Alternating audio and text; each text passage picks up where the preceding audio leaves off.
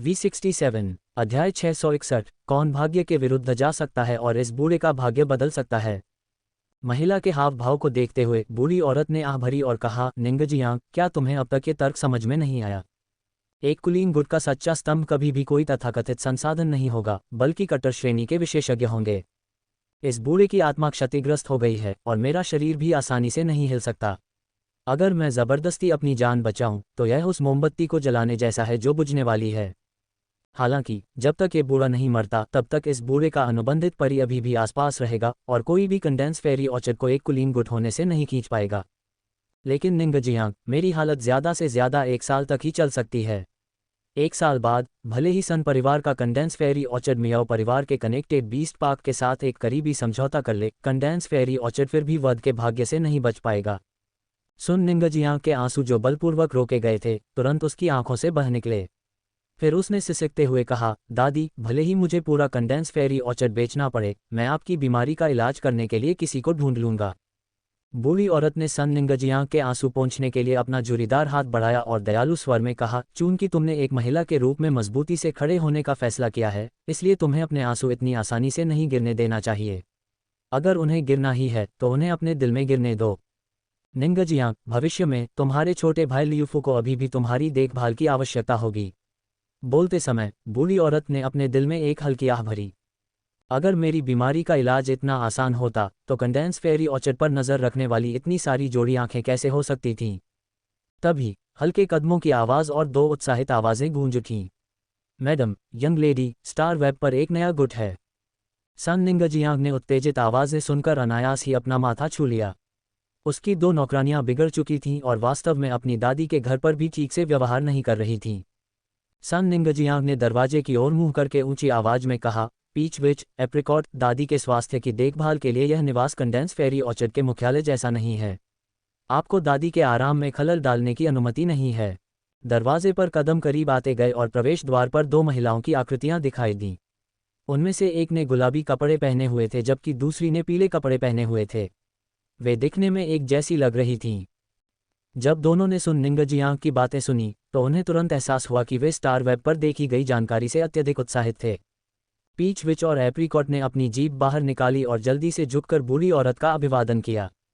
सन निंगजियांग ने दोनों से पूछा, अचानक गुट के उभरने पर इतना हंगामा क्यों हो रहा है?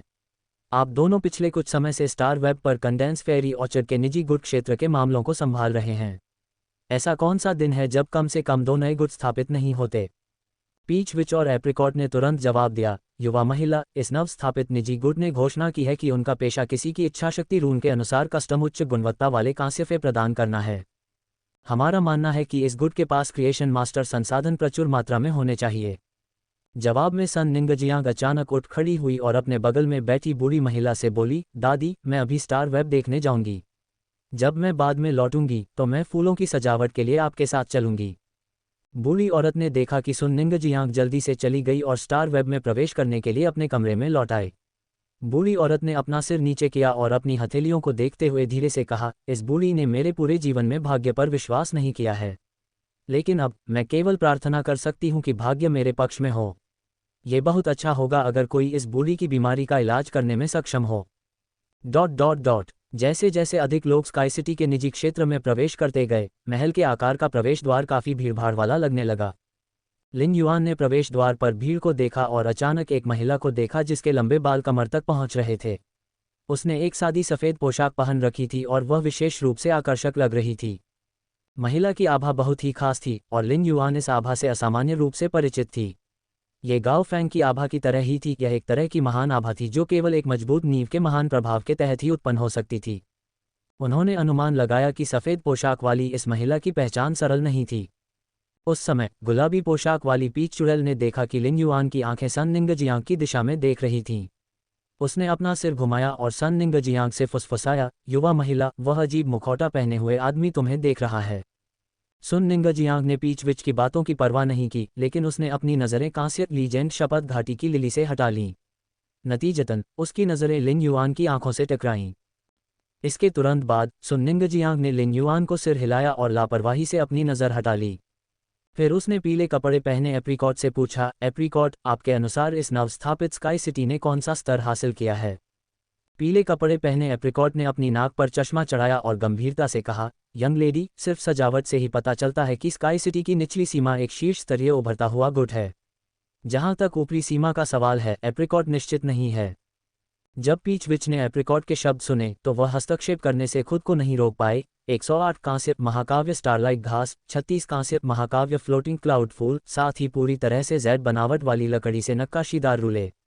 बस ये सजावट एक शीर्ष स्तरीय उभरते गुट की तुलना में अधिक है ना? इसके अलावा वहाँ कांस्य लीजेंड शपथ लिली ऑफ द वैली भी है। मुझे लगता है कि इन सजावटों से ही उनके पास पहले से ही एक अनुभवी गुट का मानक है। एप्रिकॉट ने बहुत गंभीरता से जवाब दिया, बड़ी बहन, जब यंग लेडी कोई सवाल पूछ रही हो तो सख्ती बरतना स्वाभाविक है। स्टार वेब के स्काई सिटी में दिखाई गई चीजें शायद असलियत में मौजूद ही न हों। अगर वे किराए पर हों तो क्या होगा? लेकिन यदि वे किराए पर भी लिए गए हों तो भी इतनी सारी वस्तुओं के साथ वे कम से कम एक शीर्ष उभरते हुए गुट के स्तर के तो हैं। एप्रिकॉट की टिप्पणी सुनकर सन निंगजियांग की आंखें चमक उठीं। सन निंगजियांग जानती थी कि एप्रिकॉट हमेशा अपनी बातों को लेकर सख्त रही है, लेकिन जिस क्षण सन निंगजियांग ने लिन युआन के साथ नजरें मिलाईं, वह लिन युआन की आंखों में स्थिरता और शांति देख सकती थी। ऐसी आंखों वाले व्यक्ति के हृदय में अत्यधिक आत्मविश्वास होना चाहिए। लेकिन सजावट को देखकर सुन निंगजियांग को यह निश्चित नहीं था कि स्काई सिटी के पास कितने क्रिएशन मास्टर संसाधन हैं। भले ही स्काई सिटी के पास क्लास 4 क्रिएशन मास्टर हो, लेकिन पर्याप्त उच्च श्रेणी के क्रिएशन मास्टर संसाधनों के बिना वे केवल थोड़े समय के लिए कंडेंस फेरी ऑर्चर्ड को राहत दे सकते थे। कंडेंस फेरी ऑर्चर्ड की मूल समस्या को हल करना अभी भी असंभव था। सुन निंगजियांग को स्काई सिटी के प्रति इतना उत्सुक देखकर पीच विच को पता था कि सुन निंगजियांग चाहती थी कि वह स्काई सिटी से क्रिएशन मास्टर संसाधन उधार ले सके। सन निंगजियांग के सहयोगी के रूप में पीच विच स्वाभाविक रूप से कंडेंस फेरी ऑर्चर्ड के सामने आने वाली समस्या के बारे में स्पष्ट थी। इसलिए पीच विच ने सुन निंगजियांग से धीरे से कहा, युवा महिला, क्यों न मैं उन्हें हमारी पहचान के बारे में बताऊं ताकि पता चल सके कि क्या सहयोग की कोई संभावना है। सन निंगजियांग ने एक पल के लिए सोचा और जवाब दिया, स्टार वेब पर अगर कोई नया गुट अपने पेशे की घोषणा करता है तो वह निश्चित रूप से फिर से और अधिक खुलासा करेगा। भले ही हम खुद को ज्ञात करना चाहते हों, हमें जल्दबाजी करने की जरूरत नहीं है। चलो पहले इंतजार करते हैं और देखते हैं। युआन ने अपने सामने का दृश्य देखा और सोचा, ये शीर्ष अनुभवी गुट निश्चित रूप से अहंकारी होने और दिखावा करने में निपुण हैं। वर्तमान में कुछ अनुभवी गुट मौजूद थे, हालांकि उन्हें हाल ही में उभरते गुट से अनुभवी गुट में पदोन्नत किया गया था। भले ही उनके पास अनुभवी गुट की शक्ति थी, फिर भी उनके पास संसाधनों की कमी थी। अचानक लिन युआन ने दरवाजे से किसी को चिल्लाते हुए सुना, सी ब्लिस कबीले से कोई वास्तव में आया है। लिन युआन तुरंत दरवाजे की ओर देखने लगा। उसने देखा कि एक आदमी नीले रंग का लबादा पहने हुए इधर उधर देख रहा था। लिन युआन ने एक भान उठाए, मैं निश्चित रूप से इस नीले वस्त्र पहने हुए आदमी के साथ किस्मत में हूँ। जब मैं सी ब्लिस कबीले में गया तो उसने मुझे बाहर निकाल दिया। मैं उस समय सी ब्लिस कबीले के मैदान पर था, लेकिन अब सी ब्लिस कबीले का कोई व्यक्ति मेरे मैदान पर है। नीली पोशाक पहने व्यक्ति ने अपने आसपास का निरीक्षण करने के बाद सीधे लिन युआन की ओर रुख किया। जब उसने नीली पोशाक वाले आदमी को पास आते देखा तो बुरा फैंग नीली पोशाक वाले आदमी के लिए जगह बनाने के लिए एक तरफ हट गया।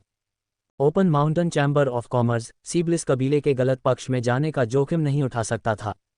नीले वस्त्र पहने व्यक्ति ने लिन युआन से पूछा, क्या आप स्काई सिटी के प्रभारी हैं? अगर यह सही समय है तो सी ब्लिस कबीला स्काई सिटी के साथ साझेदारी के लिए बातचीत करना चाहेगा। लिन युआन के हाथ धीरे से मेज की सतह पर दब गए।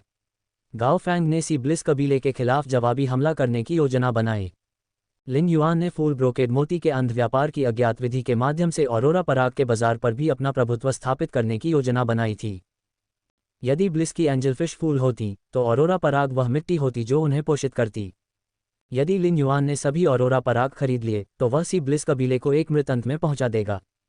फिर भी सी ब्लिस कबीले ने उसके साथ बातचीत करने के लिए इस समय को चुना। लिन युआन इस स्थिति से खुश हुए बिना नहीं रह सका। उसने नीली पोशाक वाले आदमी की ओर धीरे से सिर हिलाया। यदि कोई अन्य अनुभवी गुट उस समय साझेदारी के लिए लिन युआन से संपर्क करता तो लिन युआन बिना किसी हिचकिचाहट के उन्हें अस्वीकार कर देता। लिन युआन ने जल्द ही अपने आत्मा क्यूई पेशेवर रैंक को बढ़ावा देने पर ध्यान केंद्रित करने के लिए खुद को बंद करने का इरादा किया।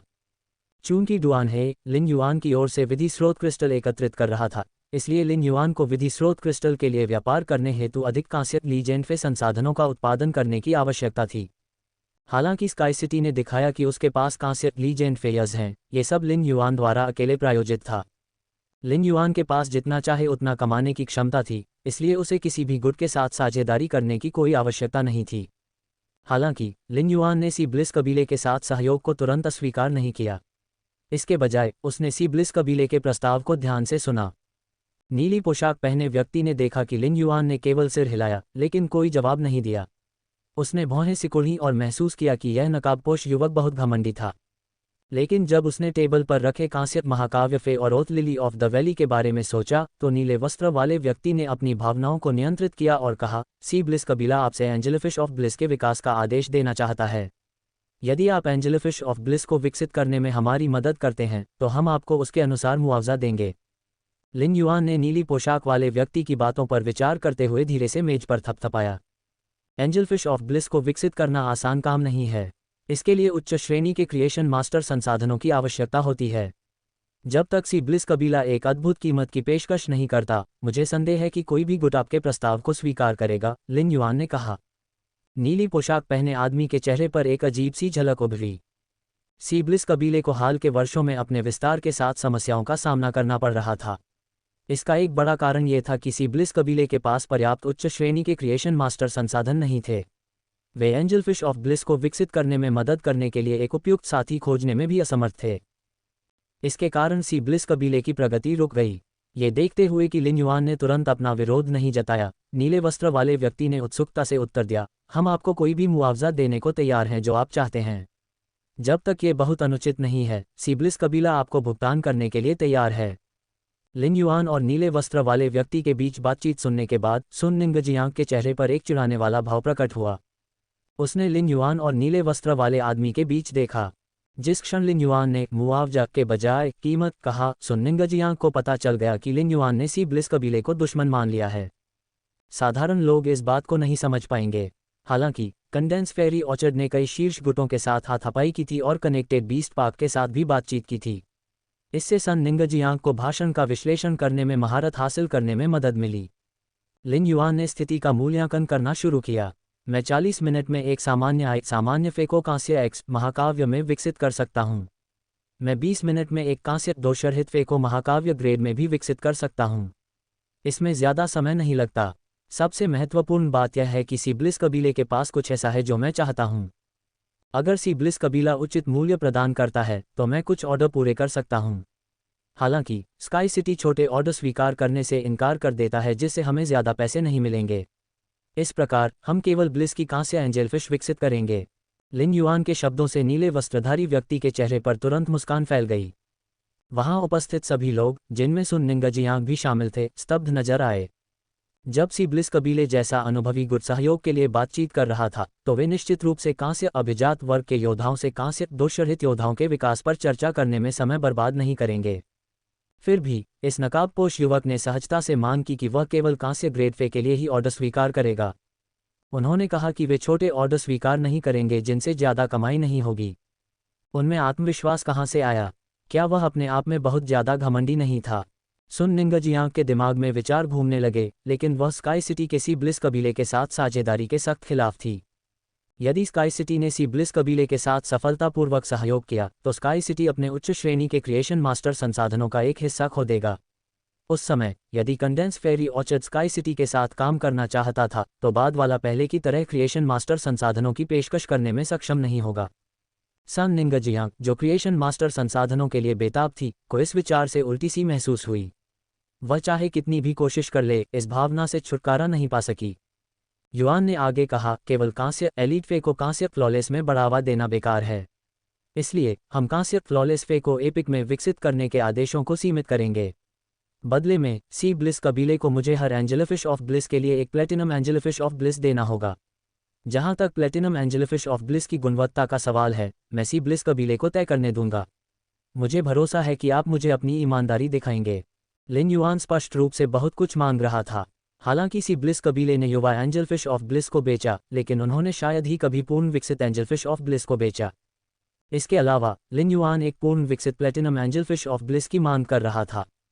सामान्यतः सी ब्लिस कबीले ने अपने ब्लिस के सर्वोच्च श्रेणी के एंजेलफिश के स्टॉक का सख्ती से प्रबंधन किया। एक बार जब सी ब्लिस कबीले ने ब्लिस की एंजेलफिश को प्लेटिनम ग्रेड तक पोषित कर लिया, तो उन्होंने मछली के आवरणों को इकट्ठा करना और बेचना शुरू कर दिया। कुछ खरीदार समुद्री आनंद कबीले से युवा एंजेलफिश ऑफ ब्लिस खरीद सकते थे और उन्हें बड़ी संख्या में अमर आनंद की गोलियां भी खरीदनी पड़ती थीं। हालांकि उन्हें सी ब्लिस कबीले के नियमों का पालन करना पड़ा और निम्न श्रेणी की ब्लिस एंजेलफिश खरीदनी पड़ी। यदि वे भाग्यशाली रहे तो वे करोड़ों रेडियंस डॉलर खर्च करके एक सर्वोच्च श्रेणी की युवा ब्लिस एंजेलफिश प्राप्त कर सकते हैं। लेकिन लिन युआन के अनुरोध के कारण सी ब्लिस कबीले को अपना मौलिक नियम बदलना पड़ा। नीली पोशाक वाला आदमी मना करने ही वाला था कि लिन युआन ने बोलना जारी रखा। जहां तक मुझे पता है, जब ब्लिस की कांस्य महाकाव्य एंजेलफिश प्लेटिनम ग्रेड में विकसित होती है तो उसके फिश कोर की गुणवत्ता में बहुत अंतर होता है। इसके अतिरिक्त जब यह कांस्य से एलीट ग्रेड में विकसित होती है तो इसके सर्वोच्च ग्रेड संतान पैदा करने की अधिक संभावना होती है। लिन युआन के शब्दों ने नीले वस्त्रधारी व्यक्ति के गले से उठ रहे इनकार के शब्दों को रोक दिया। हालांकि लिन युआन का काम अभी खत्म नहीं हुआ था।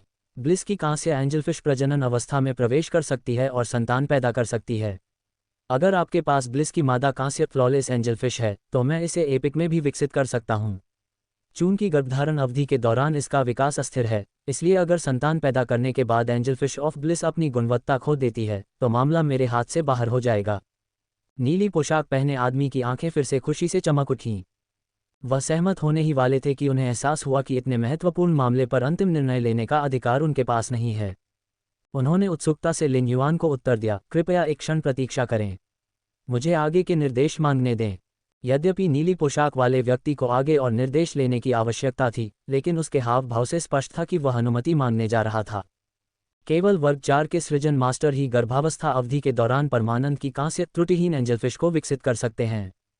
ये सामान्य कांस्य निर्दोष एंजेलफिश ऑफ ब्लिस को विकसित करने की तुलना में 3 गुना कठिन था। यदि एंजेलफिश ऑफ ब्लिस का विकास गर्भाधान काल के दौरान हुआ होता तो इसकी सर्वोच्च श्रेणी की संतान पैदा करने की संभावना अधिक होती। जब चालाक लिन युआन ने देखा कि नीली पोशाक वाला आदमी कितना खुश है तो उसने योजना बनानी शुरू कर दी। मछली के कोट का उत्पादन करने में सक्षम होने के अलावा, जो एक बहुमूल्य आध्यात्मिक घटक था, ब्लिस की एंजेलफिश एक लालची परी थी।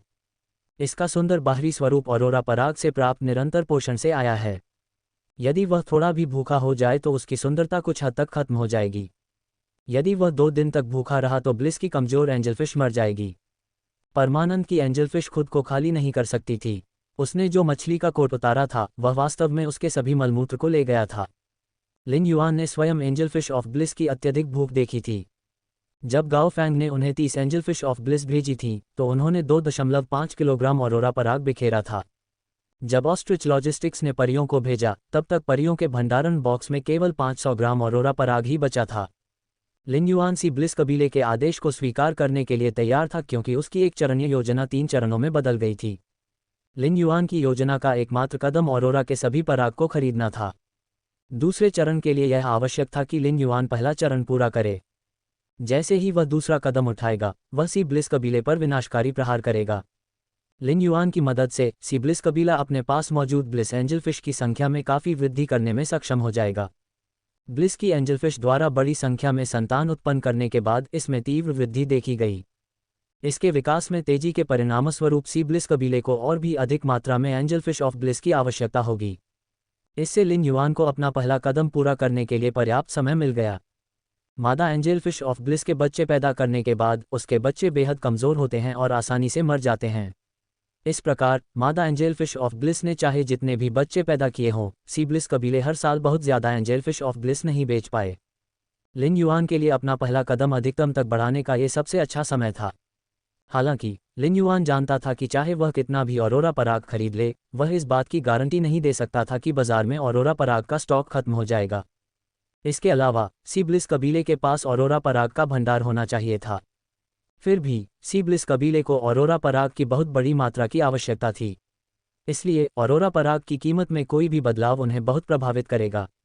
लिन युआन के बाजार पर हावी होने के बाद सी ब्लिस कबीला अपने जीवनयापन के लिए पर्याप्त मात्रा में औरोरा पराग खरीदने में सक्षम नहीं हो सका, चाहे वे कितने भी रेडियंस डॉलर देने को तैयार क्यों न हों। फिर सी ब्लिस कबीले की ब्लिस की एंजेलफिश औरोरा पराग की कमी के कारण मर जाएगी।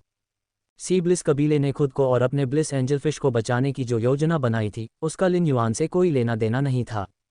दूसरे कदम से जो विनाशकारी झटका लगा, उसके बावजूद यह अंत नहीं था। लिन युआन का तीसरा कदम तो सबसे बड़ी उपलब्धि थी। भले ही लिन युआन ने गर्भावस्था अवधि के दौरान सी ब्लिस कबीले की ब्लिस की एंजेलफिश को विकसित किया हो, लेकिन जन्म देने के बाद ब्लिस की एंजेलफिश की गुणवत्ता गिर जाएगी। इस प्रकार सी ब्लिस कबीले की शक्ति वास्तव में नहीं बढ़ेगी। इसके अतिरिक्त प्रत्येक लेनदेन के बाद लिन युआन को एक प्लेटिनम एंजलफिश ऑफ ब्लिस मिलेगा। वह सी ब्लिस कबीले की शक्ति को छीन लेगा। इस विधि से लिन युआन को सी ब्लिस कबीले के मछली कोट व्यवसाय को सूक्ष्म रूप से प्रभावित करने की अनुमति मिलेगी। युआन को पूरा विश्वास था कि तीसरा कदम ही सी ब्लिस कबीले को विनाश की ओर ले जाने के लिए पर्याप्त था। उन्होंने अपने साथी गाओ फैंग को अंतिम प्रहार करने का सम्मान दिया। कुछ ही देर बाद नीले वस्त्र वाला आदमी वापस लौटा और लिन युआन से कहा, मुझे मेरे निर्देश मिल गए हैं। हालांकि हर गर्भवती कांस्य निर्दोष angelfish of bliss sea bliss कबीले के लिए एक संपत्ति है। अगर विकास विफल हो जाता है तो क्या होगा? लिन युआन ने अपने सिर के पीछे बिखरे बालों को थपथपाया। वह चाहते थे कि विकास असफल हो जाए। हालांकि माउंटेन रिवर अनंत जीवन का आपके जीवन स्थान के साथ विकास विफल नहीं हो सकता था, भले ही लिन युआन ऐसा चाहता हो। मैं हर असफल विकास के लिए 5 सामान्य कांस्य महाकाव्य एंजेलफिश ऑफ ब्लिस का मुआवजा देने को तैयार हूँ। नीली पोशाक पहने आदमी के चेहरे पर प्रसन्न मुस्कान लौट आए। तो फिर चलो सहयोग को आधिकारिक बनाते हैं। चलो एक इच्छाशक्ति रून की कसम खाते हैं।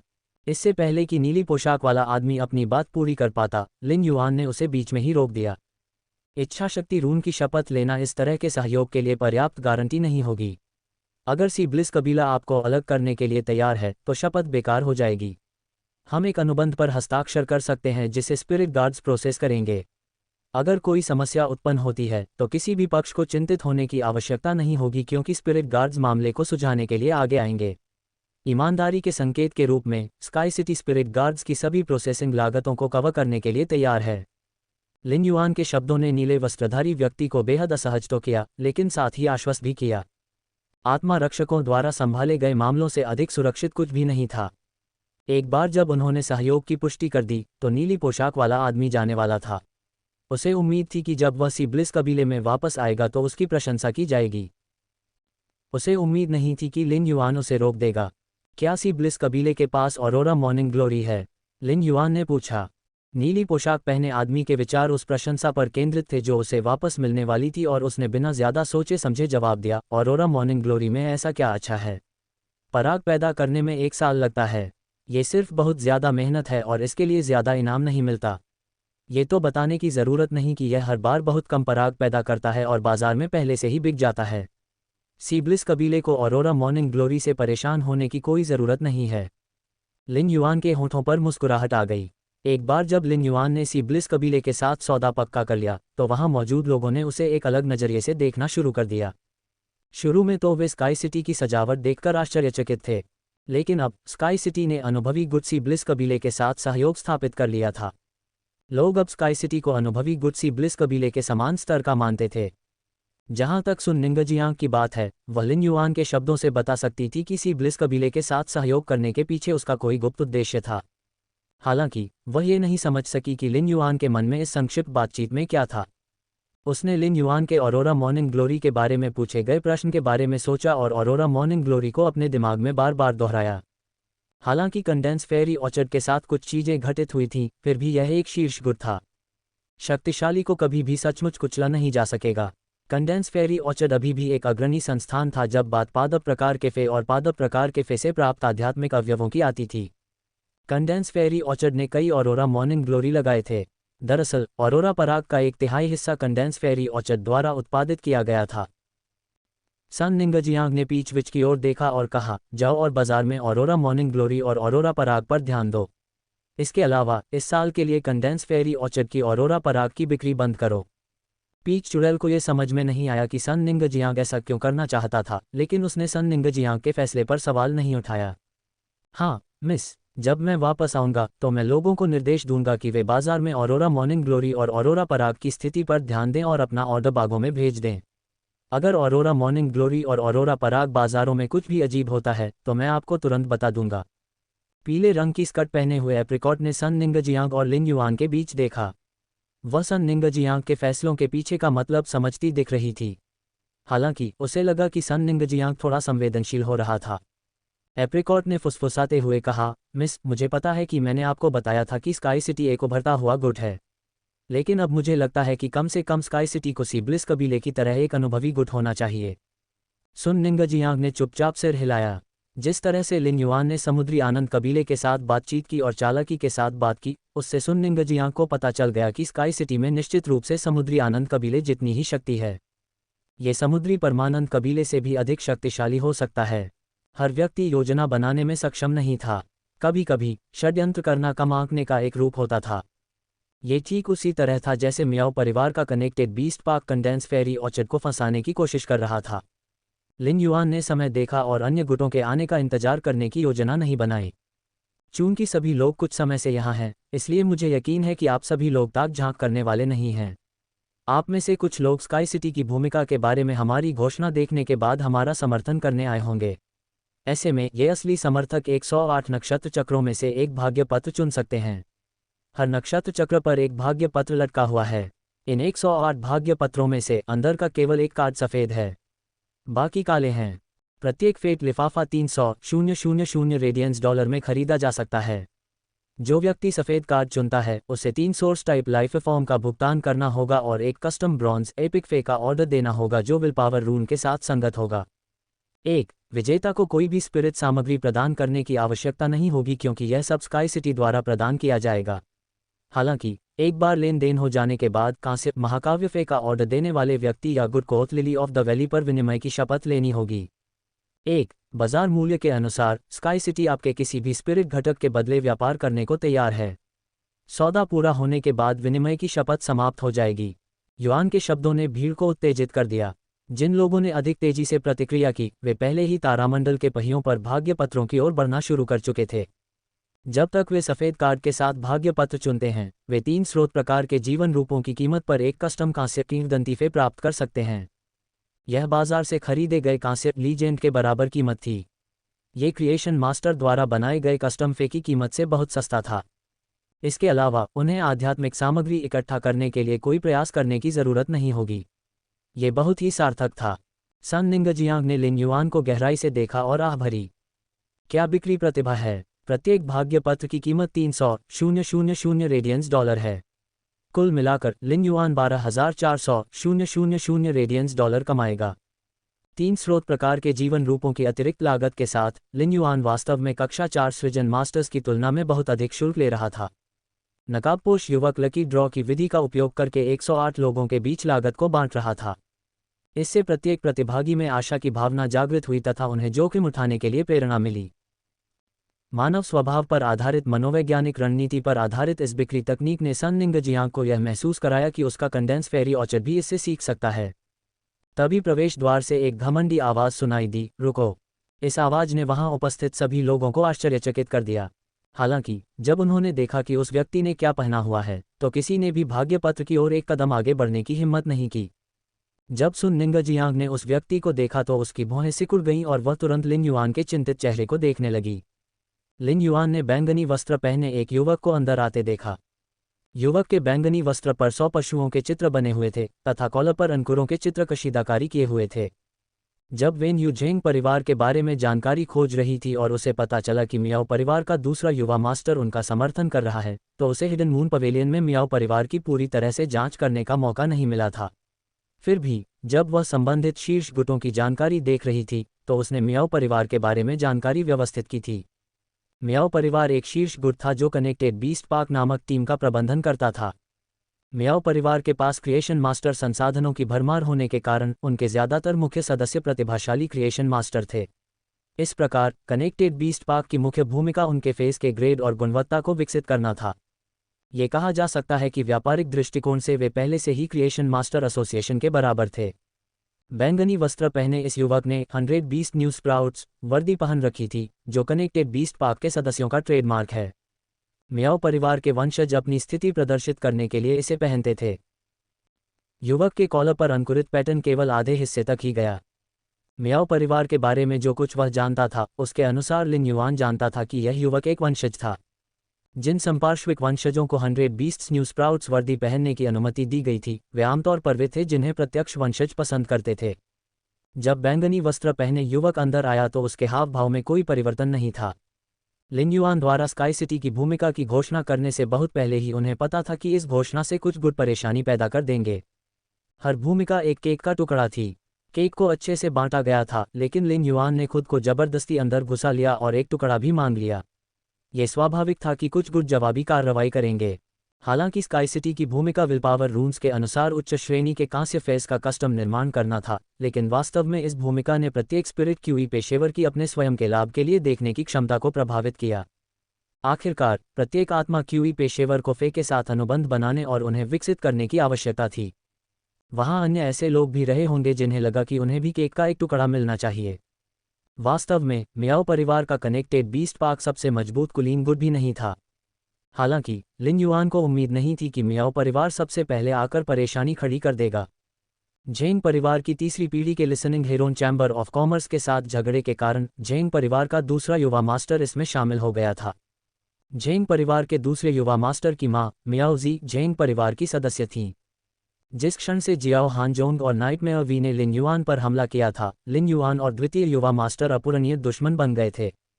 इस युग में जहां मार्शल आर्ट ही सर्वोच्चता का निर्धारण करता था, लिन युआन किसी भी ऐसे व्यक्ति पर दया नहीं दिखा सकता था जो उसे मारने की कोशिश करता था। लिन युआन को लगा कि मियाओ परिवार के साथ उसकी लड़ाई अपरिहार्य थी। हालांकि उन्हें इतनी जल्दी उनसे टकराव की उम्मीद नहीं थी। जब बैंगनी वस्त्र पहने युवक अंदर आया और उसने सजावट की वस्तुओं को देखा, विशेष रूप से मेज पर रखी कांस्य पौराणिक शपथ लिली ऑफ द वैली को, तो उसका घमंडी व्यवहार कुछ कम हो गया। अचानक वह ठहाका लगाने लगा और लिन युआन से आत्मविश्वास से बोला, भाई, आपके निजी गुट ने अभी अभी अपनी भूमिका की घोषणा की है। फिर भी आप पहले से ही सभी मेहमानों को कांस्य महाकाव्य फे को कस्टम ऑर्डर करने के मौके के लिए लड़वा रहे हैं। क्या आप बहुत ही कपटी और कंजूस नहीं हो रहे हैं? लिन युआन की पलकें झपक गईं और उसने जोर से जवाब दिया, चूंकि आप जानते हैं कि ये लोग मेरे मेहमान हैं, इसलिए आपको मेज़बान और मेहमान के बीच का अंतर पता होना चाहिए। मेहमानों को हमेशा मेज़बान की सुविधा के हिसाब से रहना चाहिए। लिन युआन के शब्दों से बैंगनी वस्त्र पहने व्यक्ति के चेहरे पर भाव बदल गए। वहां मौजूद सभी लोग, खास तौर पर सन निंगजियांग, लिन युआन की ओर देखने लगे। सुन निंगजियांग को लग रहा था कि इस नकाबपोश युवक को समझना जितना उसने सोचा था उससे कहीं अधिक कठिन था। वह उसके हाव भाव में आने वाले हर बदलाव पर ध्यान दे रही थी और उसने देखा कि लिन युआन की निगाहें बैंगनी वस्त्र पहने आदमी पर टिकी हुई थीं। उसकी नज़र एक पल के लिए बैंगनी वस्त्र पहने आदमी के अंकुरित पैटर्न वाले कॉलर पर टिक गई थी। लिन युआन की निगाहों से देखते हुए सन निंगजियांग को यकीन था कि लिन युआन जानता था कि बैंगनी वस्त्र वाला आदमी कौन था। फिर भी लिन युआन के शब्द बिल्कुल भी विनम्र नहीं थे। उसके शब्द बैंगनी वस्त्र पहने आदमी के दोस्ताना लहजे को साफ साफ काट रहे थे।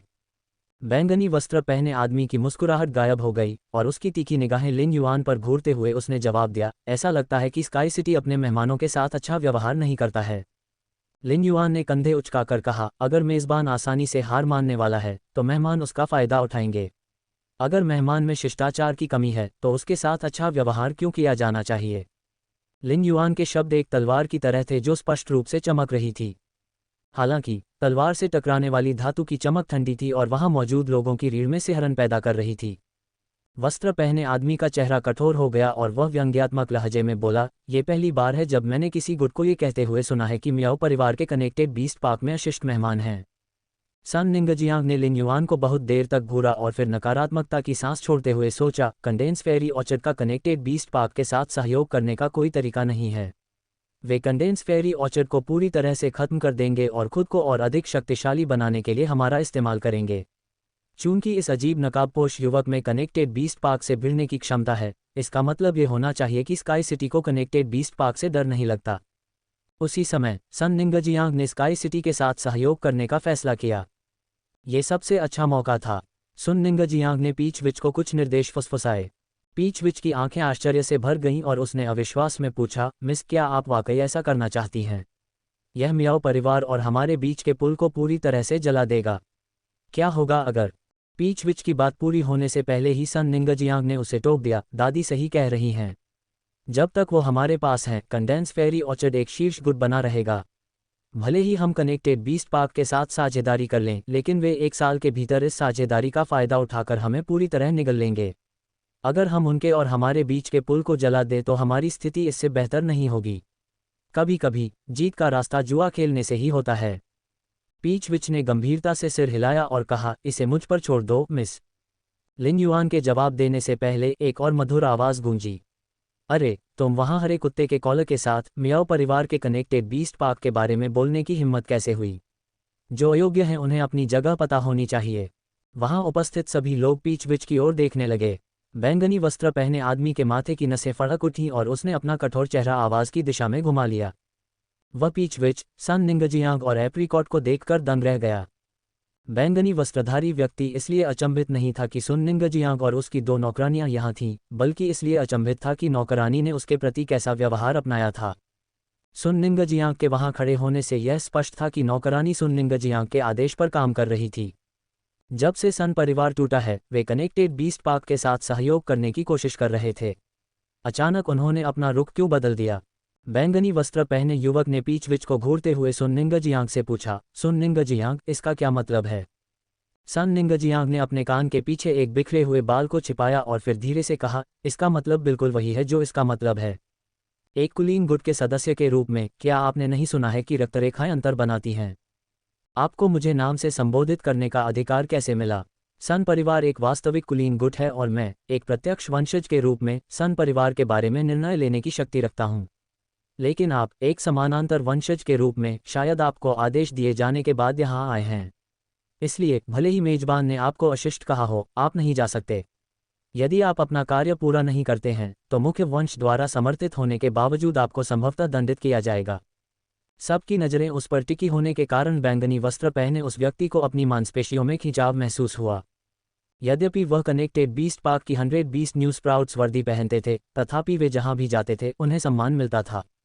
फिर भी, जब वह वहां खड़ा सुन निंगजियांग द्वारा अपमानित हो रहा था, तो वह उसे डांट नहीं सका। मियाओ परिवार के पसंदीदा वंशज के रूप में, वह अच्छी तरह से जानता था कि मियाओ परिवार सन परिवार के कंडेंस फेरी ऑर्चर्ड को कितना चाहता था। चाहे वह कुछ भी कहे, इससे सन निंगजियांग को ठेस पहुंचेगी और वह कनेक्टेड बीस्ट पार्क के साथ काम करने से हतोत्साहित होगी। तब न केवल उसे दंड मिलेगा, बल्कि उसके वंश के सभी सदस्य भी प्रभावित होंगे। वर्तमान में, लिन युआन से ज्यादा कोई भी हैरान नहीं था। ये गंदी बातें करने वाली लड़कियां कहाँ से आईं? लेकिन मुझे कहना होगा कि वे गलत नहीं थीं। हर किसी का कोई न कोई छिपा हुआ मकसद होता है। ऐसा लगता है कि सन निंगजियांग नाम की इस लड़की को मुझसे कुछ चाहिए। उसने कनेक्टेड बीस्ट पार्क के साथ मेरी असहमति के बीच खुद को घुसा दिया ताकि वह मेरा भला कर सके। लिन युआन इन 3 लड़कियों से परिचित नहीं था। इसके अलावा, उसने केवल ये दर्शाया था कि उसके पास क्रिएशन मास्टर संसाधन हैं। ऐसा प्रतीत होता था कि सन परिवार भी अपने क्रिएशन मास्टर संसाधनों में उतनी ही रुचि रखता था जितनी किसी ब्लिस कबीले को थी। लिन युआन ने अन्य गुटों के साथ काम करने की योजना नहीं बनाई थी। लेकिन, अगर कोई कुलीन गुट उसके साथ पक्षपात करने की कोशिश करता, तो वह मना नहीं करता। लिन युआन और गाओ फैंग के बीच संबंधों ने उसे गाओ परिवार से संसाधन उधार लेने की अनुमति दी जिसका उपयोग शीर्ष गुटों द्वारा किया गया। लिन युआन इतने सारे संसाधनों को इतनी जल्दी इकट्ठा करने में सक्षम होने का एक बड़ा कारण ये था कि उसने गाओ फैंग से शिशु एलिमेंटल शेलफिश को बहुत पहले ही प्राप्त कर लिया था। शिशु एलिमेंटल शेलफिश के साथ, लिन युआन स्पिरिट लॉक स्थानिक क्षेत्र का उपयोग करके एलिमेंटल शेलफिश को एक नॉन स्टॉप एलिमेंटल मोती उत्पादक मशीन में बदलने में सक्षम था। लिन युआन की अब तक की सबसे बड़ी संपत्ति, फ्लोटिंग आइलैंड वेल, भी गाओ फैंग से ही आई थी। किसी कुलीन गुट के साथ साझेदारी करने से उस कुलीन गुट के संसाधनों का उपयोग करने में सहायता मिलती है। लिन युआन ने सोचा, एक कुलीन गुट के रूप में, सूर्य परिवार के पास कानून स्रोत क्रिस्टल का एक अच्छा भंडार होना चाहिए। जब से लिन युआन को विधि स्रोत क्रिस्टल के अस्तित्व के बारे में पता चला, उसने महसूस किया कि पवित्र तलवार चलाने वाली रानी ने विधि स्रोत क्रिस्टल को अवशोषित कर लिया है, और पवित्र तलवार चलाने वाली रानी के स्कर्ट के पूर्ण कानून विकसित हो गए हैं। तब से लिन युआन का मन विधि स्रोत क्रिस्टल इकट्ठा करने के विचारों से भर गया था। इसके 3 कारण थे। सबसे पहले, वे पवित्र तलवार चलाने वाली रानी को शीघ्रता से विकसित कर सकते थे। दूसरे, वह शुद्ध विधि शक्ति से विधि क्रिस्टल एकत्रित करने में सक्षम होगा। तीसरा, वे पवित्र तलवार चलाने वाली रानी के वस्त्र पर 3 पूर्ण कानूनों को विकसित करने में सक्षम होंगे। चून की पवित्र तलवार चलाने वाली रानी की स्कर्ट पर कानून शिखर मिथक 2 से मिथक 3 तक विकसित हो सकते हैं। लिन युआन का मानना था कि जब तक उसके पास पर्याप्त कानून स्रोत क्रिस्टल हैं, तब तक पवित्र तलवार चलाने वाली रानी की स्कर्ट पर कानून सृजन नस्ल फेयर्स द्वारा समझे जाने की शक्ति तक पहुंचने के लिए मिथक को तोड़ने में सक्षम होंगे। चून की अपशब्द बोलने वाली लड़कियों के साथ काम करना संभव था, लिन युआन जानता था कि उसे पहले उनके सामने कुछ प्रलोभन रखना होगा। इससे अपशब्द बोलने वाली लड़कियां चिंतित हो जाएंगी और उनके लिए खतरे की घंटी बज जाएगी। सभी निकृष्ट नैतिक मूल्यों वाले लोग जानते थे कि किसी चीज़ को संजोना तभी सीखा जा सकता है जब वह उसे खोने वाला हो। इसे गुटों के बीच सहयोग पर भी लागू किया जा सकता है। युआन ने अपनी नज़र सुन निंगजियांग की ओर उठाई और देखा कि वह पहले से ही उसे देख रही थी। उसने उसकी ओर सिर हिलाया। सुन निंगजियांग का चेहरा खुशी से चमक उठा। यद्यपि वह कनेक्टेड बीस्ट पार्क के साथ काम करने की योजना नहीं बना रही थी, फिर भी यहाँ कनेक्टेड बीस्ट पार्क के साथ संबंध खराब करना उसके लिए अच्छा विचार नहीं था। जब तक उसकी दादी वहाँ मौजूद थी, मियाओ परिवार कंडेंस फेरी ऑर्चर्ड को एक कुलीन गुट के रूप में नहीं हटा पाएगा। हालांकि मियाओ परिवार विभिन्न तरीकों से कंडेंस फेरी ऑर्चर्ड पर दबाव डाल सकता था और उनकी पहले से ही कठिन परिस्थिति को और भी अधिक चुनौतीपूर्ण बना सकता था। सुन निंगजियांग ने बैंगनी वस्त्रधारी युवक को मौके पर खड़ा करके जोखिम उठाया था। यदि लिन युआन ने उसके इस भाव की सराहना नहीं की होती तो सुन निंगजियांग आधी लड़ाई हार जाती और अब तक उसके सारे प्रयास व्यर्थ हो जाते। सौभाग्य से उसे इतनी जल्दी अनुकूल उत्तर मिल गया। इससे सन निंगजियांग को लिन युआन और स्काई सिटी के बारे में और भी बेहतर धारणा मिली। हालांकि इसके बाद जो हुआ उससे सुन निंगजियांग की मुठ्ठियां कस गईं। बैंगनी वस्त्र पहने उस युवक ने वहां उपस्थित लोगों को बुरी नज़र से घूरा और शोर मचाती भीड़ तुरंत शांत हो गई। बैंगनी वस्त्र पहने युवक ने सन निंगजियांग की उसे बुरा महसूस कराने की कोशिश को नज़रअंदाज कर दिया। वह लिन युआन की ओर मुड़ा और बोला, मैं यहाँ इसलिए आया हूँ क्योंकि मियाओ परिवार का connected beast park sky city के साथ सहयोग करना चाहता है। लिन युआन एक पल के लिए चुप रहा, फिर उसने बैंगनी वस्त्र पहने युवक को आश्चर्य से देखा। सहयोग करना? स्काई सिटी अन्य गुटों के साथ सहयोग करने के लिए तैयार है। हमने अभी अभी सी ब्लिस कबीले के साथ एक दोस्ताना साझेदारी स्थापित की है। क्या मैं पूछ सकता हूं कि connected beast park sky city के साथ काम क्यों करना चाहता है? जब वह बोल रहा था, लिन युआन ने पहले ही अपनी योजना के प्रत्येक चरण की रूपरेखा तैयार करनी शुरू कर दी थी। चूंकि लिन युआन झेंग परिवार के दूसरे युवा मास्टर का दुश्मन था, इसलिए उसने खुद को मियाओ परिवार के खिलाफ खड़ा कर लिया था। इसके अलावा मियाओ परिवार ने एक उपद्रवी व्यक्ति भी भेजा था। इस प्रकार लिन युआन के लिए कनेक्टेड बीस्ट पार्क के साथ सहयोग करना असंभव था। लिन युआन ने जो कहा था वह इसलिए कहा था क्योंकि वह सन निंगजियांग को फंसाना चाहता था। उसे कंडेंस फेरी ऑर्चर्ड के बारे में ज़्यादा जानकारी नहीं थी और उसने वेन यू से कंडेंस फेरी ऑर्चर्ड के बारे में जानकारी इकट्ठा करने की योजना बनाई थी जब वह वापस आएगी। स्काई सिटी ने जिस समय अपनी भूमिका की घोषणा की थी उसी समय सन परिवार का एक प्रत्यक्ष वंशज सामने आया था। जिस तरह से वह स्थिति का निरीक्षण करने के लिए भीड़ के बीच घुल मिल गई थी, उससे लिन युआन को पता चल गया था कि सन परिवार क्रिएशन मास्टर संसाधनों के लिए बेताब था। दूसरी ओर लिन युआन कनेक्टेड बीस्ट पार्क पर सी ब्लिस कबीले को डंप करना चाहता था। सी ब्लिस क्लान और स्काई सिटी के बीच सहयोग के सफल समझौते को कई लोगों ने देखा था। स्काई सिटी द्वारा संचालित एकमात्र व्यवसाय स्टार वेब पर यह निजी गुट क्षेत्र था। अगर मियाओ परिवार उसके खिलाफ कोई कार्रवाई करता तो वह उसके खिलाफ कुछ नहीं कर सकता था।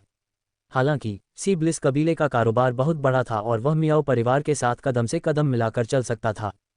लिन युआन ने सी ब्लिस कबीले के साथ अपने सहयोग पर कड़ी मेहनत करने की योजना बनाई और उन्हें यथासंभव उनके गर्भस्थ ब्लिस एंजलफिश को विकसित करने में मदद की। इस प्रकार सी ब्लिस कबीले ने अपने बेबी एंजलफिश ऑफ ब्लिस के स्टॉक में वृद्धि की। बैंगनी वस्त्र पहने युवक लिन युआन की प्रतिक्रिया से अचंभित रह गया। लिन युआन के पिछले रवैये से संकेत मिल रहा था कि वह बैंगनी वस्त्र पहने युवक के प्रस्ताव का विरोध करेगा। बैंगनी वस्त्र पहने व्यक्ति ने कुछ देर सोचने के बाद कहा, अगर sky city connected beast park के साथ काम करने के लिए सहमत हो जाती है तो कनेक्टेड बीस्ट पार्क ये सुनिश्चित करेगा कि स्काई सिटी अपनी वर्तमान भूमिका जारी रख पाए। हालांकि स्काई सिटी को कनेक्टेड बीस्ट पार्क के अलगाव आदेशों को पूरा करना होगा। कनेक्टेड बीस्ट पार्क का एक और सदस्य आपसे शुल्क पर चर्चा करने आएगा। Connected beast park sky city के साथ अनुचित व्यवहार नहीं करेगा। लिन युआन ने बैंगनी वस्त्र पहने युवक की बातें पूरी भी नहीं सुनी थी कि उसने अपनी आंखें घुमा लीं। कनेक्टेड बीस्ट पार्क बहुत लालची था, वे स्पष्ट रूप से स्काई सिटी को अपना गुलाम बनाना चाहते थे। लिन युआन इसका सख्त विरोध कर रहा था और वह बैंगनी वस्त्र पहने युवक पर और अधिक समय बर्बाद नहीं करना चाहता था। हालांकि उन्होंने सन निंगजियांग की कसकर बंद मुट्ठी पर नजर डाली और तुरंत कहा, अगर शुल्क उचित है तो मैं आपके प्रस्ताव पर विचार करूंगा। जब उसकी बात खत्म हुई तो लिन युआन ने मन ही मन 5 से उल्टी गिनती गिननी शुरू कर दी। जब तक वह 3 तक गिनती करता उसने सन निंगजियांग की चिंतित आवाज़ सुनी, मियाओ परिवार का कनेक्टेड बीस्ट पार्क बहुत ही बेपरवाह है। तुम बद से बदतर होते जा रहे हो। मेरा कंडेंस फेरी ऑर्चर्ड स्काई सिटी के साथ काम करने के लिए बहुत ज़्यादा गंभीर है। लिन युआन अब और भी दृढ़ था। सन परिवार के कंडेंस फेरी ऑर्चर्ड को क्रिएशन मास्टर संसाधनों की उससे कहीं अधिक प्यास थी जितना उसने शुरू में सोचा था। सन निंगजियांग के शब्दों से बैंगनी वस्त्र पहने युवक के चेहरे के भाव बदल गए।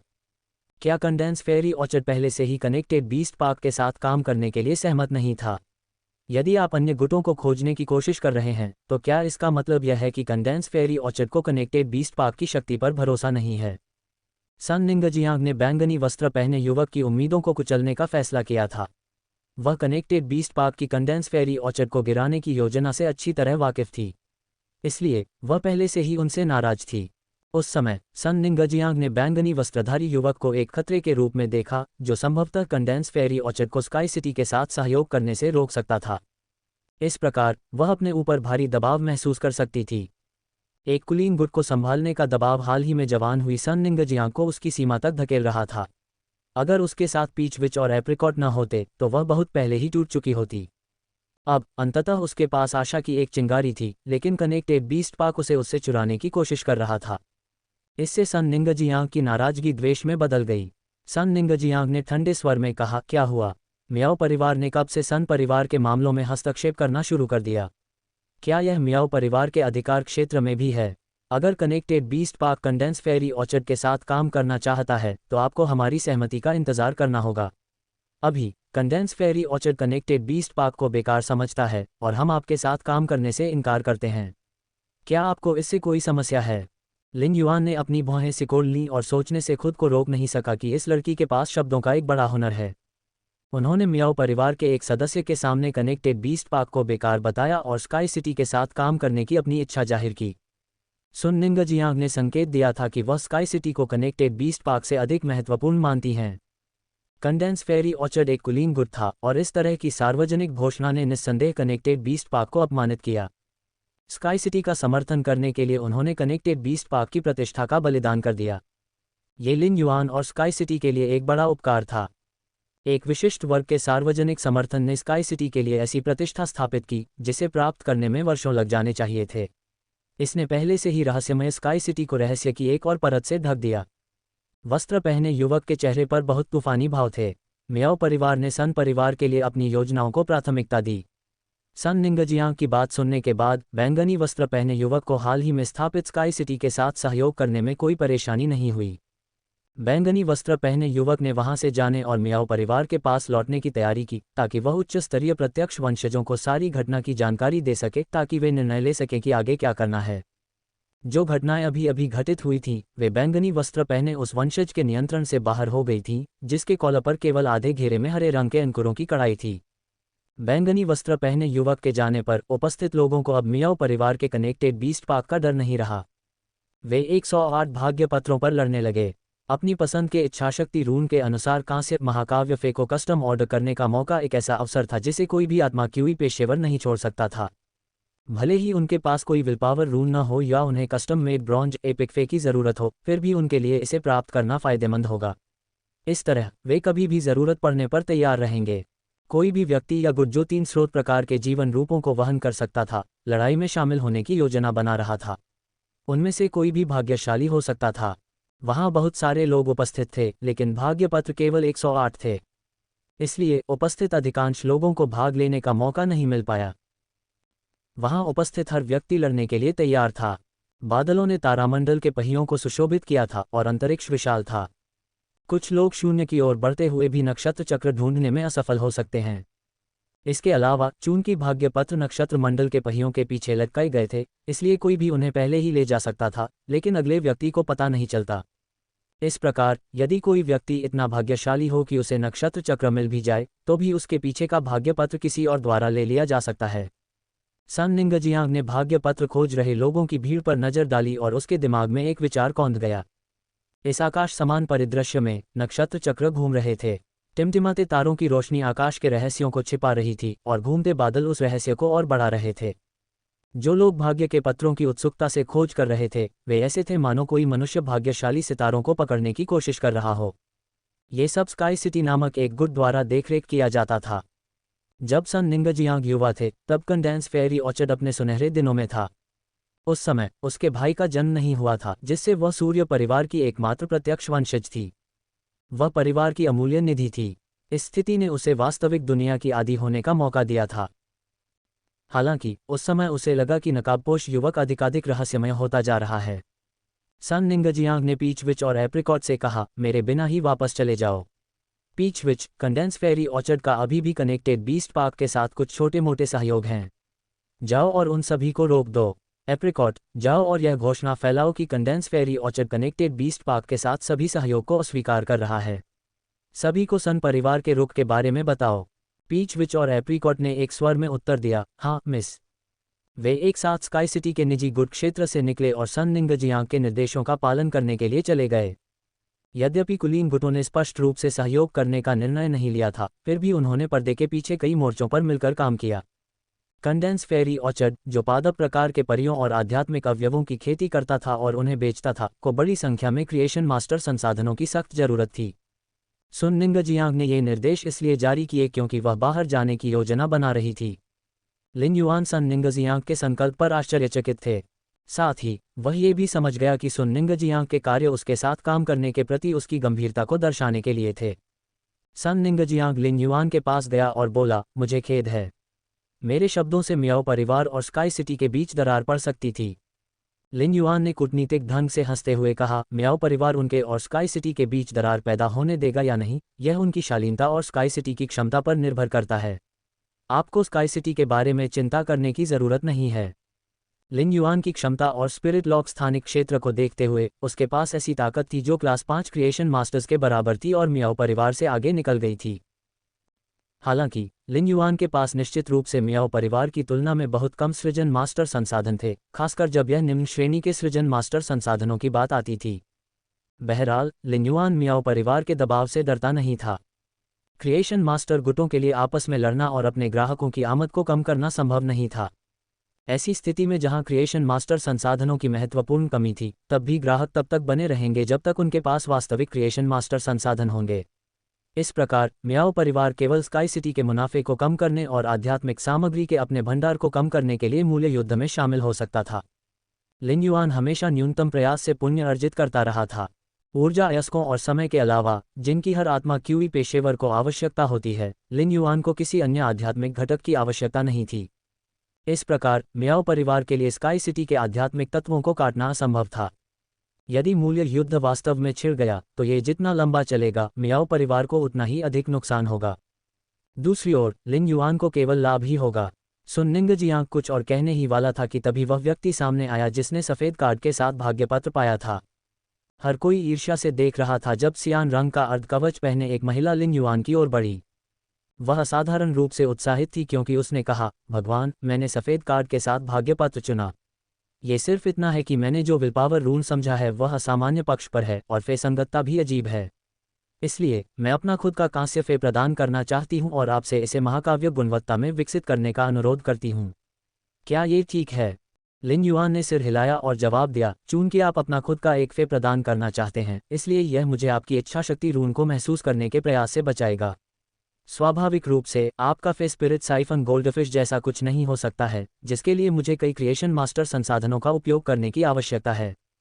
सियान रंग के आधे कवच पहने लड़की ने तुरंत कहा, चिंता मत करो, मेरा परी एक साधारण परी है। लिन युआन ने तुरंत उत्तर दिया, यदि यह संभव है तो क्या आप अपने परी को बुला सकते हैं? सियान रंग के अर्ध कवच वाली लड़की ने अपना हाथ हिलाया और एक लंबी नाक वाले सुअर जैसे जीव को बुलाया। लिन युआन ने इस परी की जांच करने के लिए सच्चे डेटा का उपयोग किया और उसे एहसास हुआ कि सियान अर्ध कवच वाली लड़की ने क्यों पूछा था कि क्या वह अपनी परी प्रदान कर सकती है। फे को विलपावर रून्स के अनुसार अनुकूलित करने के लिए क्रिएशन मास्टर की तलाश करनी होगी। चूंकि फे ने कांस्य में विकसित होने की प्रक्रिया में विलपावर रून्स को समझ लिया था, इसलिए उन्हें नियंत्रित करने का कोई तरीका नहीं होगा। इससे ये होगा कि इन कांस्य महाकाव्य फेस के मजबूत विशिष्ट कौशल वह नहीं होंगे जिनकी आत्मा क्यूई पेशेवरों को आवश्यकता है। इसलिए जब विलपावर रून्स के अनुसार उच्च गुणवत्ता वाले कांस्य फे को अनुकूलित किया जाता था, तो खरीदारों के लिए कांस्य फे प्रदान करने की पहल करना बहुत आम बात थी। सियान रंग के अर्ध कवच में इस महिला द्वारा बुलाया गया ड्राई लैंड सैंडपिग एक बहुत ही दुर्लभ प्रकार का फी था, जिसमें अग्नि और पृथ्वी के दोहरे गुण थे। इसका विशिष्ट कौशल शुष्क भूमि गुरुत्वाकर्षण जल से रहित शुष्क भूमि पर गुरुत्वाकर्षण खिंचाव को बढ़ा सकता है। जैसे जैसे इसकी ताकत बढ़ती जाएगी, ड्राई लैंड सैंडपिग की ड्राई लैंड ग्रेविटेशन को नियंत्रित करने की क्षमता भी बढ़ती जाएगी। यह एक अच्छा मारक प्रभाव भी डाल सकता है।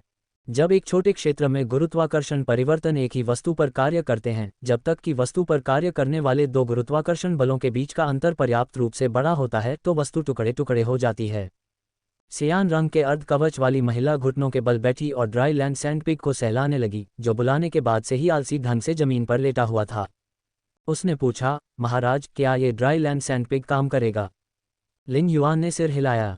हाँ। इसके बाद लिन युआन ने मेज पर रखी कांस्य लीजेंड शपथ लिली ऑफ द वैली की ओर इशारा करते हुए कहा, चलो मैंने जो नियम तय किए हैं उसके अनुसार इस शपथ लिली ऑफ द वैली के बदले में शपथ लेते हैं। लंबी चौड़ी अर्धकवचधारी महिला ने मेज पर रखे कांस्य पौराणिक शपथ लिली ऑफ द वैली को देखा और वह कुछ मोहित हुए बिना न रह सकी। मुझे उम्मीद नहीं थी कि मैं अपने जीवन में न केवल एक कांस्य लीजेंड फे को देखूंगा बल्कि उसके प्रति शपथ भी लूंगा। बस बात यह है कि मेरे पास यहाँ बहुत अधिक कीमती आध्यात्मिक सामग्री या परी नहीं है, इसलिए हो सकता है कि आपको इस विनिमय शपथ से कुछ भी मूल्यवान प्राप्त न हो, मेरे प्रभु। लिन युआन महिला की बातों पर बेपरवाही से मुस्कुराया। विनिमय की शपथ के अनुसार संसाधनों का आदान प्रदान करते समय लिन युआन को भी समान मूल्य के संसाधनों का आदान प्रदान करने की आवश्यकता थी। इस प्रक्रिया में वह दूसरे पक्ष का भी फायदा नहीं उठाएगा। लिन युआन चाहता था कि घाटी की पौराणिक शपथ लिली अपने संचित विनिमय शब्दों का उपयोग व्यापारिक ग्राहकों से विशिष्ट आध्यात्मिक सामग्री या फे प्राप्त करने के लिए करे जब वह उन्हें स्वयं नहीं पा सकता था।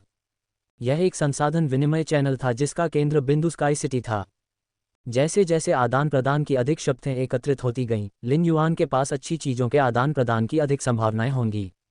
यदि लिन युआन विनिमय की शपथ लेकर व्यापार करना चाहता था तो वह दूसरे पक्ष के संसाधनों को अस्वीकार नहीं कर सकता था। यद्यपि ऐसे व्यापारों में निचली सीमा बहुत कम थी, तथापि ऊपरी सीमा भी बहुत अधिक थी। लिन युआन ऐसे व्यापारों से कानून क्रिस्टल या यहाँ तक कि कानून स्रोत क्रिस्टल भी प्राप्त कर सकता था। घाटी की शपथ लिली की शाखा पर लगा घंटी के आकार का सफ़ेद फूल उस जेड पॉट में गिर गया जिसमें लिली लगाई गई थी। प्रथम शपथ विनिमय सफलतापूर्वक संपन्न हो गया था। आलसी ड्राई लैंड सैंडपिग को जमीन पर फैले हुए और उसकी नाक अन्य सुअर परियों की तुलना में काफ़ी लंबी थी को देखते हुए लिन युआन ने लंबी अर्धकवचधारी महिला से कहा, आप स्काई सिटी की पहली ग्राहक हैं, इसलिए मुझे आपको कुछ कल्याण देना चाहिए। आपके ड्राई लैंड सैंडपिग ने टापीर वंश को धीरे धीरे जागृत कर दिया है। उस समय स्काई सिटी आपको इसे विकसित करने में मदद करेगी और साथ ही साथ इसकी टैपियर वंश रेखा को उत्तेजित करेगी जिससे यह एक ड्राई लैंड सैंड टैपियर बन सकेगा। लिन युआन के शब्दों से सन निंगजियांग की आंखें सिकुड़ गईं। उसी समय सियान अर्ध कवच वाली महिला ने चिल्लाकर कहा। इससे घटनास्थल पर मौजूद उन लोगों को भी बहुत बुरा महसूस हुआ जिन्होंने भाग्यपत्र नहीं छीना था या जिनके भाग्यपत्र में काला अक्षर दर्ज हुआ था, मानो उन्होंने 100 नींबू खा लिए हों। ड्राई लैंड सैंडपिग को ड्राई लैंड सैंड टैपियर में विकसित करने के लिए अत्यंत शुद्ध स्पिरिट क्यूई तैयार करना आवश्यक था। केवल शिखर वर्ग 4 क्रिएशन मास्टर्स ही इस तरह की शुद्ध स्पिरिट क्यूई तैयार कर सकते थे। हालांकि किसने सोचा होगा कि यह शिखर श्रेणी 4 क्रिएशन मास्टर संसाधन स्काई सिटी में इतनी आसानी से दिया जाएगा। इसका लहजा इतना सरल था जैसे कोई विक्रेता कुछ किलोग्राम सेब खरीदने पर ग्राहक को एक मुफ्त प्लास्टिक बैग दे रहा हो। लेकिन यह एक शिखर वर्ग 4 निर्माण मास्टर संसाधन था। ये किसी परी को सामान्य से महाकाव्य में विकसित करने जैसा नहीं था, जिसे पूरा करने के लिए एक औसत श्रेणी 4 क्रिएशन मास्टर को कुछ प्रयास करने की आवश्यकता होती थी। यदि कक्षा 5 के क्रिएशन मास्टर्स हस्तक्षेप न करें तो शीर्ष कक्षा 4 के क्रिएशन मास्टर्स सर्वश्रेष्ठ में सर्वश्रेष्ठ होंगे।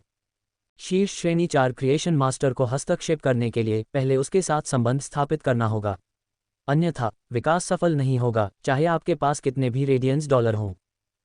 जो कोई भी शीर्ष श्रेणी 4 क्रिएशन मास्टर्स की तलाश करेगा उसे रेडियंस डॉलर से भर दिया जाएगा। ये कहा जा सकता है कि सियान रंग के अर्ध कवच वाली दुबली पतली महिला ने अपने लिए एक लाभदायक सौदा पा लिया था। उस समय सन निंगजियांग को अर्ध कवचधारी महिला के लाभ की चिंता नहीं थी, बल्कि उन्नत सृजन मास्टर संसाधनों के प्रति लिन युआन के रवैये की चिंता थी। एक शीर्ष शक्ति के रूप में कंडेंस फेरी ऑर्चर्ड के पास अपने सुनहरे दिनों में 3 शिखर वर्ग 4 क्रिएशन मास्टर्स भी थे। जब इन शीर्ष श्रेणी 4 क्रिएशन मास्टर्स के संसाधनों की बात आई तो कंडेंस फेरी ऑर्चर्ड हर निशान के साथ बेहद सतर्क था। अक्सर जो गुट जितना अधिक कुलीन होता था वह क्रिएशन मास्टर संसाधनों के उपयोग में उतना ही अधिक सतर्क होता था। हालांकि उसके सामने खड़े नकाबपोश व्यक्ति को क्लास 4 क्रिएशन मास्टर के संसाधनों की बिल्कुल भी परवाह नहीं थी। वास्तव में ऐसा नहीं था कि लिन युआन वास्तव में उस दुबली पतली महिला को कल्याण देना चाहता था, बल्कि यह कि इस ड्राई लैंड सैंडपिग में पहले से ही रक्त रेखा जागृति के संकेत थे। जब तक इसे स्पिरिट लॉक स्थानिक क्षेत्र में ले जाया जाता है, लिन युआन वहां शुद्ध आत्मा क्यूई को ड्राई लैंड सैंडपिग में निर्देशित करेगा ताकि यह स्वाभाविक रूप से विकसित हो सके। लिन युआन बस प्रक्रिया को आसान बना रहा था। सियान रंग के आधे कवच वाली महिला ने जल्दी से लिन युआन को धन्यवाद दिया। मेरे प्रभु, मैं वास्तव में आपकी आभारी हूँ। अब से मैं स्काई सिटी की नंबर 1 प्रशंसक बनूंगी। अर्ध कवचधारी महिला के साथ व्यापार करने के बाद लिन युआन ने घोषणा की कि स्काई सिटी में निजी गुट के क्षेत्र का कार्य अब पूरी तरह से पूरा हो गया है। लिन युआन का मानना था कि स्काई सिटी निश्चित रूप से पिछले कुछ घंटों के एपिसोड के साथ लोकप्रियता रैंकिंग पर अपना स्थान बनाए रखेगा। इसकी रैंकिंग में भी भारी उछाल आ सकता है। लिन युआन ने स्काई सिटी में अपना निजी गुट मुख्य रूप से संसाधन एकत्र करने के लिए स्थापित किया था। लिन युआन ने अपनी शक्ति को लगातार विकसित करके जो पैसा कमाया था वह अतीत में खर्च करने के लिए पर्याप्त था, लेकिन उसका स्टाल अब बड़ा और बड़ा होता जा रहा था। यहाँ तक कि जब विलासिता संसाधनों की बात आई तो listening Heron chamber of commerce को भी जेंग परिवार से लड़ना पड़ा। इस पर खर्च करना नितांत आवश्यक था। इसलिए लिन युआन ने प्रतिदिन एक बार भाग्य पत्र जारी करने का कार्यक्रम तय किया था। बात बस इतनी थी कि उनके पास हर दिन व्यक्तिगत रूप से स्काई सिटी का प्रबंधन करने के लिए आने का समय नहीं था। रूप से यह योजना बनाई गई थी कि वेन्यू स्काई सिटी के निजी गुट क्षेत्र का प्रबंधन करेंगे। हालांकि वेन्यू अब स्काई सिटी के खुफिया काम के लिए जिम्मेदार था और हर दिन कई मामलों में व्यस्त रहता था। इसलिए लिन युआन को लगा कि उसे स्काई सिटी के आंतरिक मामलों की देखभाल के लिए अभी भी एक और प्रतिभाशाली व्यक्ति की भर्ती करनी चाहिए। बस ये था कि यह व्यक्ति एक महत्वपूर्ण भूमिका निभाएगा और ऐसा व्यक्ति होना चाहिए जिस पर वह पूरी तरह से भरोसा कर सके। लिन युआन के मन में अभी भी कोई संभावित उम्मीदवार नहीं था। लिन युआन को स्काई सिटी के मामलों से निपटते देखने के बाद ही सन निंगजियांग ने बात की। मैं आपके साथ स्काई सिटी और कंडेंस फेरी ऑर्चर्ड के बीच सहयोग पर ठीक से चर्चा करना चाहूँगा। इस सहयोग के मामले में लिन युआन ने कोई दिखावा नहीं किया। सन निंगजियांग ने पहले ही कई बार स्काई सिटी के प्रति सद्भावना व्यक्त की थी, जिससे उसका रवैया स्पष्ट रूप से प्रदर्शित हुआ। लिन युआन ने सीधे तौर पर कहा, कंडेंस फेरी ऑर्चर्ड को क्रिएशन मास्टर संसाधनों की बहुत ज़रूरत है। संभवतः इसे बहुत परेशानी का सामना करना पड़ा है। लिन युआन की बात खत्म होने के बाद सन निंगजियांग ने शांति से स्वीकार किया, वास्तव में कंडेंस फेरी ऑर्चर्ड अब बड़ी मुसीबत का सामना कर रहा है और इसलिए उसे क्रिएशन मास्टर संसाधनों की बहुत आवश्यकता है। इसके लिए विशेष रूप से उच्च श्रेणी के क्रिएशन मास्टर संसाधनों की बड़ी मात्रा की आवश्यकता है। सन निंगजियांग के शब्दों ने लिन युआन को थोड़ा चौंका दिया। वह उसकी स्पष्टवादिता से बेहद आश्चर्यचकित था। जो शक्ति जितनी बड़ी संकटग्रस्त होगी वह उतनी ही अधिक अपनी स्थिति को छिपाएगी। किसने सोचा होगा कि सन निंगजियांग इतनी आसानी से कंडेंस फेरी ऑर्चर्ड की दुर्दशा के बारे में बोलेंगे। ये सच है कि स्काई सिटी में उच्च श्रेणी के क्रिएशन मास्टर संसाधनों की एक महत्वपूर्ण मात्रा है। बस मुझे नहीं पता कि कंडेंस फेरी ऑर्चर्ड मुझे उनके बदले में कुछ दे पाएगा या नहीं। लिन युआन की बातें सुनकर सन निंगजियांग को राहत मिली। एक शीर्ष शक्ति के रूप में कंडेंस फेरी ऑर्चर्ड ने वर्षों में अनगिनत संसाधन जमा किए थे। जब तक स्काई सिटी दीर्घकालिक सहयोग में कंडेंस फेरी ऑर्चर्ड के लिए उच्च श्रेणी के क्रिएशन मास्टर संसाधन प्रदान कर सकता है, हम एक ऐसी कीमत की पेशकश कर सकते हैं जो बाजार दर से 10% अधिक है। अब कंडेंस फेरी ऑर्चर्ड के पास केवल 1 वर्ष बचा था। सन निंगजियांग को इस बात की परवाह नहीं थी कि कितना पैसा खर्च किया गया था, जब तक कि इससे इसकी उम्र बढ़ सकती थी। उसके शब्द ईमानदारी से भरे थे।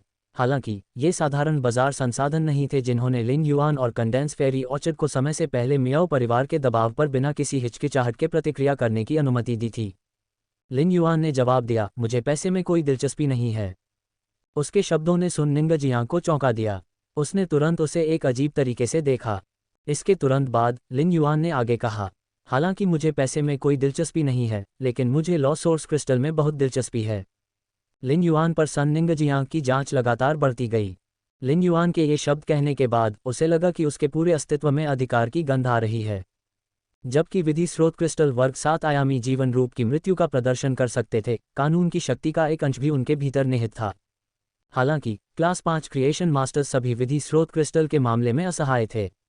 उनसे जुड़े अतिरिक्त मूल्य के बावजूद सन निंगजियांग ने उन्हें केवल बेकार पत्थरों के रूप में देखा। जब सन परिवार शुरुआती वर्षों में फ्लावर सिटी में था तो वह शहर के पास खुले प्रमुख आयामी दरारों को साफ करने में विफल नहीं हुआ था। अब असंख्य लॉ सोर्स क्रिस्टल कंडेंस फेरी ऑर्चर्ड की पुरानी हवेली के गोदाम में धूल जमा कर रहे थे। किसने उम्मीद की होगी कि ये धूल से ढके लॉ सोर्स क्रिस्टल एक दिन काम आएंगे। कोई बात नहीं, कंडेंस फेरी ऑर्चर्ड ने वास्तव में कई लॉ सोर्स क्रिस्टल्स जमा कर लिए हैं। लेकिन सिर्फ लॉ सोर्स क्रिस्टल्स का व्यापार करने से सन परिवार के क्रिस्टल्स का भंडार जल्द ही समाप्त हो जाएगा। भविष्य में सहयोग के लिए स्काई सिटी को और किन संसाधनों की ज़रूरत होगी। लिन युआन सुन निंगजियांग की बातें सुनकर बहुत खुश हुआ। भले ही डुआन हे एक सम्राट श्रेणी का विशेषज्ञ था, फिर भी वह केवल एक मनुष्य था। जबकि लिन युआन ने डुआन हे से विधि स्रोत क्रिस्टल एकत्रित करने में मदद करने के लिए कहा था, लेकिन डुआन हे द्वारा एकत्रित किए जा सकने वाले क्रिस्टल की संख्या अंततः सीमित थी। ये संख्या कंडेंस फेरी ऑर्चर्ड जैसे कुलीन गुट द्वारा एकत्रित की जा सकने वाली संख्या से बहुत कम है। लिन युआन ने सोचा कि कंडेंस फेयरी ऑर्चर्ड की सहायता से जिस गति से रानी अपने सितारों को बढ़ा सकती है और जिस गति से उसकी स्कट हेम पूरी तरह से मिथक 3 को तोड़ सकती है, वह काफ़ी बढ़ जाएगी। कंडेंस फेयरी ऑर्चर्ड में फूल और पौधे के फे की खेती की प्रक्रिया में दुर्लभ फे के विकास या उत्परिवर्तन को प्रेरित करने के लिए शुद्ध आत्मा क्यूई का उपयोग किया जाना चाहिए।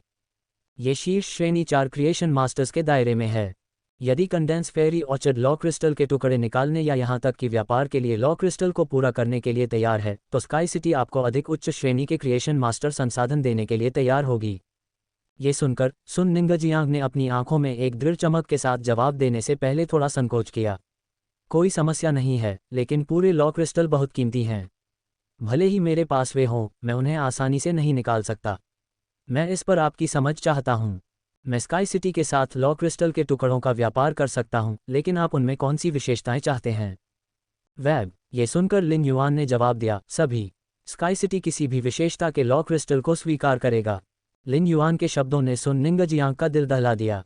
लॉ क्रिस्टल्स जैसी वस्तुएं अक्सर अभिजात्य वर्ग के बीच प्रसारित की जाती थीं। हालांकि कोई भी कुलीन गुट जो विधि क्रिस्टल के बदले में बड़ी कीमत खर्च करता है, उसके ऐसा करने के पीछे कोई न कोई मकसद होता है। कानून की शुद्ध शक्ति से युक्त औषधियों को तैयार करने के लिए कक्षा 5 के सृजन मास्टर्स की सहायता के बिना केवल वे कानून जो फी विशेषताओं के साथ संगत थे, एक दूसरे को निगल सकते थे। गुटों के लिए अनावश्यक लॉ क्रिस्टल टुकड़े खरीदना उनकी तरलता के एक हिस्से को बंद करने के बराबर था। फिर भी जब लॉ क्रिस्टल के टुकड़ों के व्यापार की बात आई तो स्काई सिटी के पास कोई आवश्यकता नहीं थी, और यहाँ तक कि वह किसी भी विशेषता के टुकड़े चाहता था। सुन निंगजियांग हैरानी में सोचने से खुद को रोक नहीं पाया। क्या ऐसा हो सकता है कि स्काई सिटी का संबंध 3 प्रमुख श्रेणी 5 सृजन मास्टर्स चंद्र साम्राज्य, बांस सम्राट और शेफ सुप्रीम के साथ हो? आखिरकार केवल कक्षा 5 के सृजन मास्टर ही विधि क्रिस्टल की विशेषताओं के प्रति उदासीन होंगे? अचानक सुन निंगजियांग की पुतलियां सिकुड़ गईं और एक अविश्वसनीय विचार मन में आया। क्या ऐसा हो सकता है कि स्काई सिटी के पास बहुत सारे क्रिएशन मास्टर संसाधन हैं और उसे विशिष्ट विशेषताओं के लॉ क्रिस्टल टुकड़ों की आवश्यकता नहीं है, क्योंकि उसके ऊपर कक्षा 5 का क्रिएशन मास्टर शासन कर रहा है? हालांकि रेडियंस फेडरेशन के पास उस समय केवल 3 क्लास 5 क्रिएशन मास्टर्स थे, लेकिन इसके विकास के कई वर्षों के दौरान हर साल एक नया क्लास 4 क्रिएशन मास्टर जोड़ा गया। कोई भी यह नहीं कह सकता कि एक शिखर श्रेणी 4 सृजन मास्टर अचानक प्रबुद्ध हो जाएगा और श्रेणी 5 सृजन मास्टर के स्तर तक पहुंच जाएगा। इसके अलावा स्काई सिटी को बड़ी मात्रा में लॉ सोर्स क्रिस्टल की आवश्यकता थी। क्या ऐसा हो सकता है कि स्काई सिटी में कक्षा 5 के क्रिएशन मास्टर ने क्रिस्टल के भीतर से कानून की विषम शक्तियों को निकालने का कोई तरीका खोज लिया हो? इस निष्कर्ष पर पहुंचने पर सुन निंगजियांग ने तुरंत अपना सिर हिला दिया। उसे लगा कि उसकी अटकलें बहुत अवास्तविक थीं। 3 प्रमुख क्लास 5 क्रिएशन मास्टर्स लंबे समय से प्रसिद्ध थे। अगर ऐसी चीजें थीं जो वे भी पूरा नहीं कर सकते थे, भले ही स्काई सिटी में एक क्रिएशन मास्टर हो जो हाल ही में क्लास 5 तक पहुंचने के लिए सफल हुआ हो, वे निश्चित रूप से उन्हीं चीजों को पूरा करने में असमर्थ होंगे।